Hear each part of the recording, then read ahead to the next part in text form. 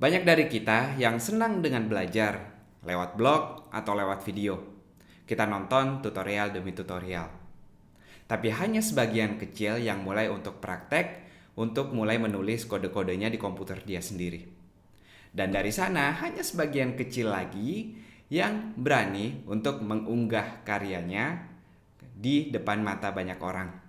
Hai semua, saya Hilman. Kali ini kita bahas masalah ketakutan kita untuk mengupload karya.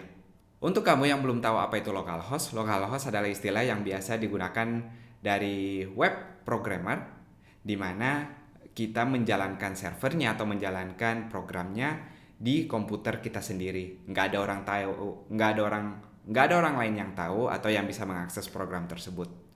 Nah, tentu saya di sini bukan hanya bicara tentang programmer website atau programmer backend, tapi baik kamu iOS developer atau Apple developer yang sedang membuat programnya di komputer kamu sendiri dan tidak ada orang lain yang tahu. Nah, tentu ini adalah hal yang baik. Kenapa? Karena kita berani untuk bikin sesuatu, tidak ada tekanan dari orang lain, dan tidak ada gangguan. Belum lagi masalah error-errornya yang kalau kita takut ketika dipublish nanti muncul error. Selama kita masih di komputer, tentu belum ada yang tahu ketika ada errornya. Kita bisa terus memperbaiki dan terus bereksperimen. Tapi pertanyaannya sampai kapan?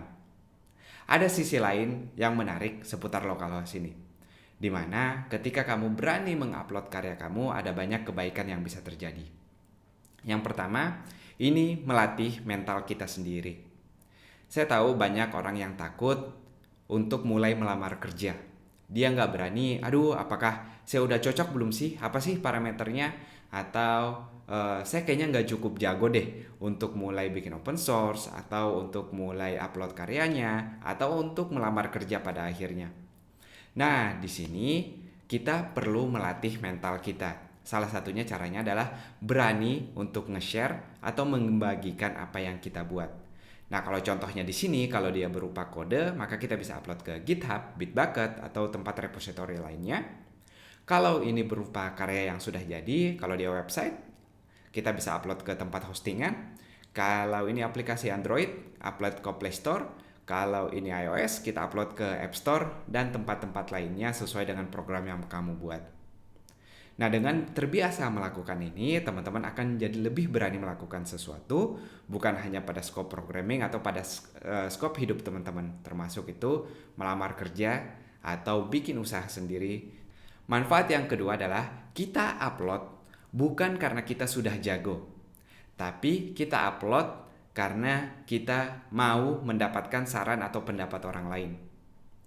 Ketika teman-teman mengupload kodenya, maka orang lain jadi punya kesempatan untuk mereview, baik itu dari senior kita, atau dari teman-teman kita sendiri, atau dari orang yang kita tidak kenal sama sekali di internet. Kita bisa minta pendapatnya, gimana menurut kamu nih? Apakah kodenya sudah rapi strukturnya?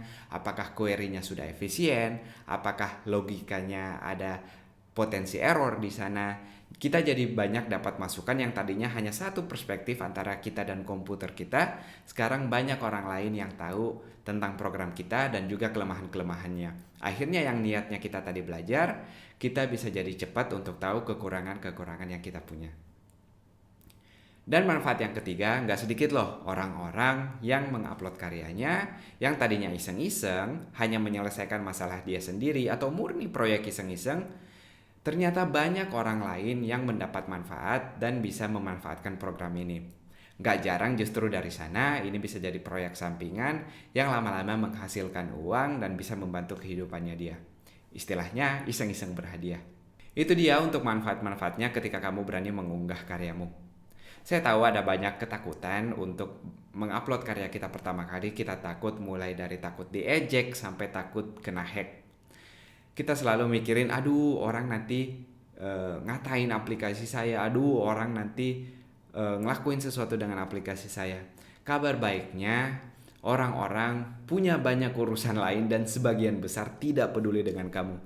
Kita merasa seperti artis yang gerak sedikit aja langsung ada laporannya di majalah nanti.